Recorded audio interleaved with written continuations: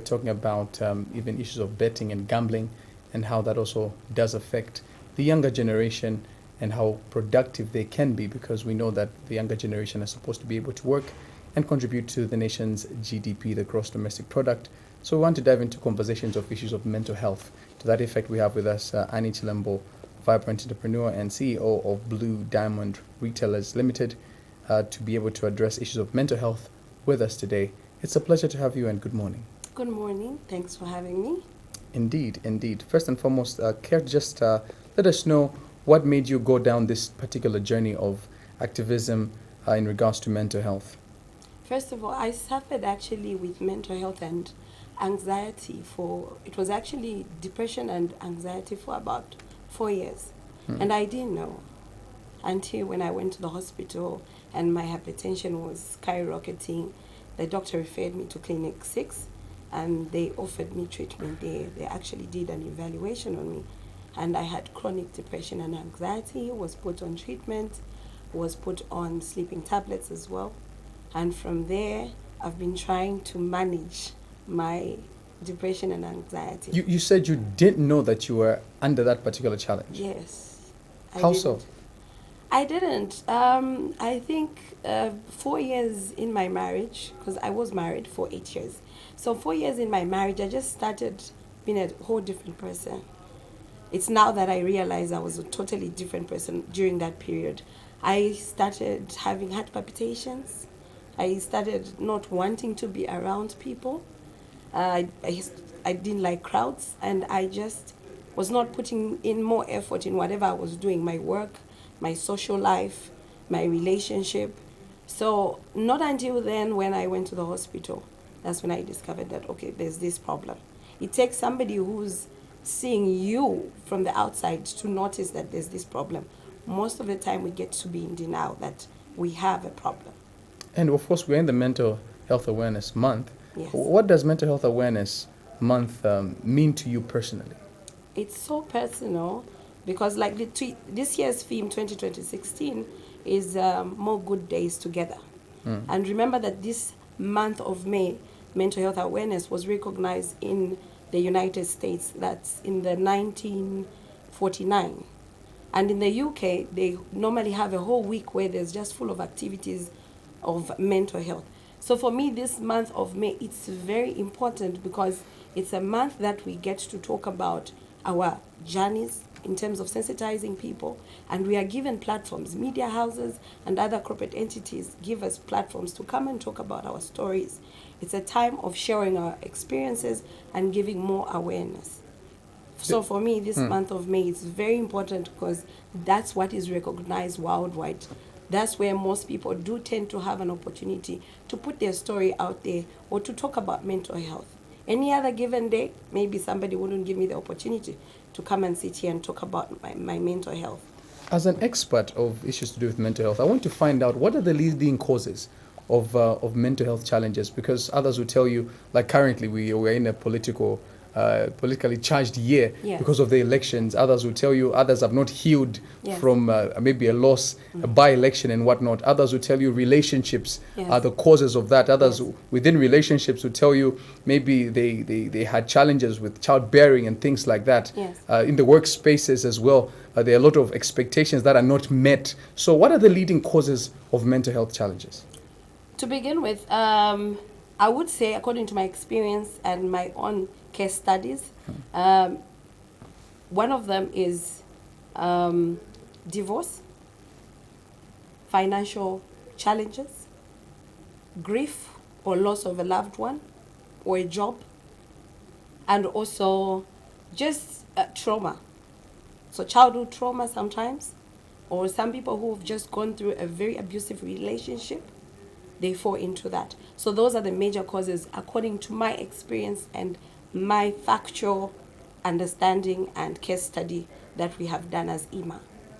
Before Naomi chips in, what would you recommend for any of the four that you've actually highlighted? Let me also add a drug addiction to that. Exactly. So for somebody to use drugs, remember that there should be a cause. So the cause is one of the four that I've listed. So it just doesn't go automatically into drug abuse or alcohol abuse. So alcohol abuse is the second phase of the actual causes that I've outlined. So you find that by the person gets to a point of abusing drugs or alcohol, they've already suffered maybe loss, financial loss, loss of a loved one, divorce. They've suffered, sexual abuse. They've suffered neglect. They've suffered all those things.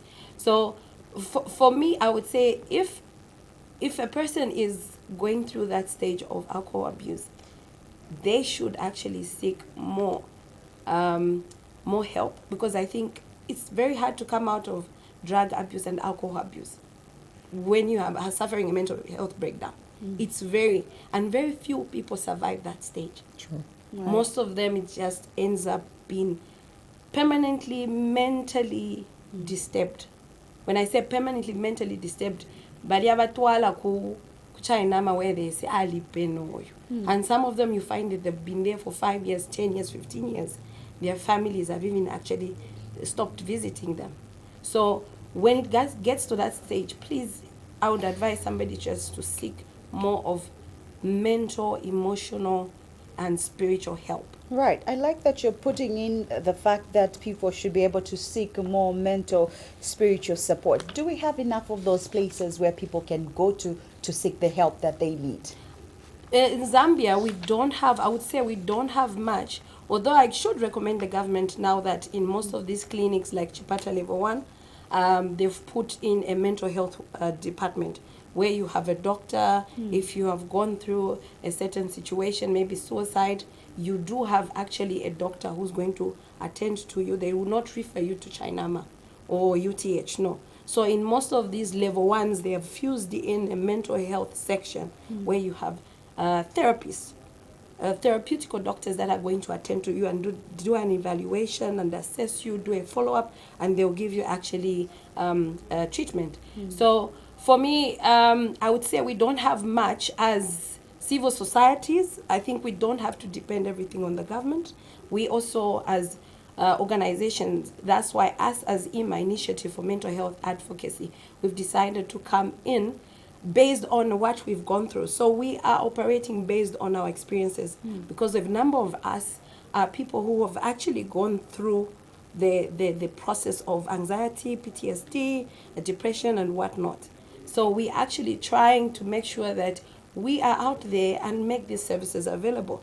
We create a home or a platform where people can come through and talk about their story and talk about their situation and how best we can find a common ground to help each other so that tomorrow we have a better Zambia. Right, and I know that we're having these conversations in a very critical month, Mental Health Awareness Month, and of course we have television programs that are speaking into this. But generally, do you feel like the masses now are freely able to talk about mental health because we're coming from a place where it was demystified, Yes. really, you Yes. know? I can call in the office and tell my HR that I'm not feeling well. Maybe I have a running stomach, or I'm coming down with a cold. But can I call HR to say that I'm not feeling too good? I Yes. feel like I'm having anxiety today, and he'll be able to say, Naomi, stay back. I think we are almost getting there. I know of certain corporate entities that have actually fused in, that have actually have an HR department that is so outlined to mental health, such that they are able to refer or recommend health services for an employee who's actually going through a mental health breakdown. I would say we are changing, we are almost getting there, but I think more of these institutions that we have, not just the private institutions, but also the government institutions, workplaces, should recommend counseling departments, so to say, such that we are able to identify these things, because people die in silence. No wonder you find in these working places, the person you are with them today, tomorrow, they are gone. And you're like, but this person was so jovial and whatnot. And they used to talk and drink with these people. So I think we need to get to a level where we get to find the root cause of these things at family levels and individual levels, to say, this person, how can we help them? That's why we recommend more of you call them, I think you call them, where you get workers, you take them to a recreation place, they have an activity, there's a term that we normally use for that, so that you get to identify, so that they get to open up. You create an environment where they open up to say, hey, look, even if I'm here, but this is what I'm going to. Right, and I feel at home, even just according to a 2026 report by the United Nations International Labour Organization, workplace stress is a global crisis causing more than damage than the 8,000. There was a figure that was given, 8,000 mentioned, but now it's 840,000 deaths annually attributed to health conditions linked to related psychosocial risks. I mean, from the workspaces, and pressures of long hours, sometimes low regard, are causing immense stress on mental health, causing workers to actually experience burnout and premature death. How can we make workspaces very conducive whereby I don't actually get to burnout? Like I said, I think in most cases, most workplaces need actually to provide recreation activities, social, interactive recreation activities for most of their workers. I think we need more family recreation events that should be brought into workspaces. It can be annually or every after 6 months, where you have a family fair as an institution, where you have a family fair or as a corporate entity, so that you meet your employees and see where they come from. And also just to take time, like I said, if there can be a health scheme under most of these working places where they have a counseling department, or when they see somebody slugging or they are not being themselves, because remember that for a person to reach that stage, there are signs normally. There are signs you see. They go into isolation, some they go into drug abuse or alcohol abuse. The person before they report for work, but they don't go well. To this 1 week, I need one. Those are the signs, and it's mostly common like that. Right. Yes, it's rare that you find a person who does not indulge in alcohol abuse in a workspace, or drug abuse in a workspace has committed suicide. No, most of them, it's those that are very social in terms of alcohol, partying, going out. Those are the ones that you find are dying silently. Right. And you say, but why? It's because you have not really addressed the issue on hand. I'm also curious, sorry to cut you short, I'm also curious about the aspect of individuals that work in a space that they don't go for leave. Yes. And they're working maybe 3, 5 years, 2 years without going on leave. Yes. Can that lead to mental health challenges? Yes, burnout does lead to mental health challenges and over expectation of others as well. Even in workspaces, there's an over expectation of your ability, because you've got a master's and there's a certain target you are given every year if you're in sales, and you really want to prove yourself, and you're just you're chasing your goal. I need to prove myself. I need to prove to them that you have to bring in more clients if you're in the marketing. If you don't, there's that challenge. Yes, you have to maintain your corporate brand or your position. How do you get to keep your position? How do you get to push your position for a better pay? So also the issue of work stress can really cause somebody to have an over expectation, can really tend to cause mental health breakdown in a workspace. Even as we get to close up this conversation with what you expect to come out of this month, and just the message beyond Mental Health Awareness Month, even just hearing from the Health Minister, Dr. Alex Katakwe, who did review that Ndola Teaching Hospital records more than 500 mental health cases every week, stating that some cases can be attributed to gambling and debt. We did speak about this, before you came on set. How can we handle this issue of gambling and debt?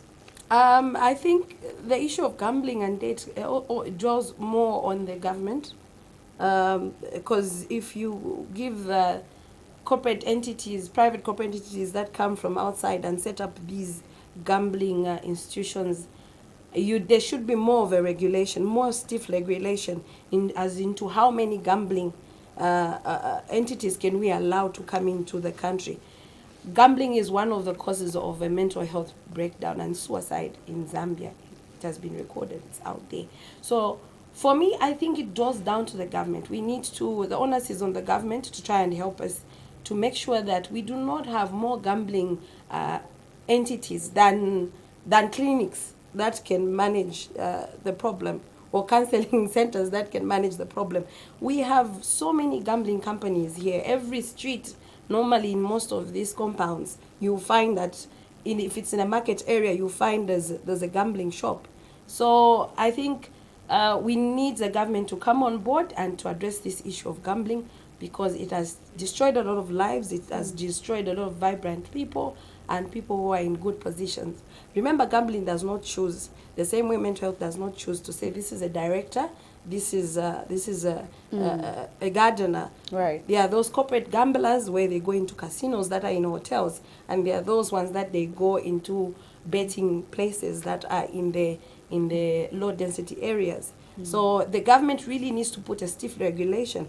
That's why in other countries they do not allow gambling companies to come on board, because they know. Right. Yes. How do we celebrate this month, and of course your expectations, and how we can just be healthy people beyond this mental health awareness month? Okay. More good days together, as the theme goes. Let's have more good days together, Naomi. Let's have more good days together. I think as families, it also drills down to families, and as a society, let's be our brother's keeper. In workplaces, in the neighborhood where we live, in the church, let's be our brother's keeper, because if we are able to pay an eye or an ear to somebody who's in distress, let's find a way of helping them, rather than calling them out to say, oh, they are attention seekers, or actually they are drug abusers, they are alcohol abusers. There's always a genesis to every action. So I think as a Zambia as a whole, as IMA, Initiative for Mental Health Advocacy, we are saying, let's be a brother's keeper. Let's watch out for each other, and all those that are going through situations, they are free to get in touch with us and join our group, join our organization. It's a non-governmental organization that looks at the plight of mental health in Zambia. Right. John Mark. Thank you so much for coming through. It's been a pleasure to dive into serious conversations, and I think sometimes it's good to hit the nail on its head. Yes. Thank you so much for, of course, giving us those insights. I know it's the first of many. Yes. I know that Daybreak and, of course, Prime TV will definitely be your second home. Yes. We'll take a brief break, and then on the other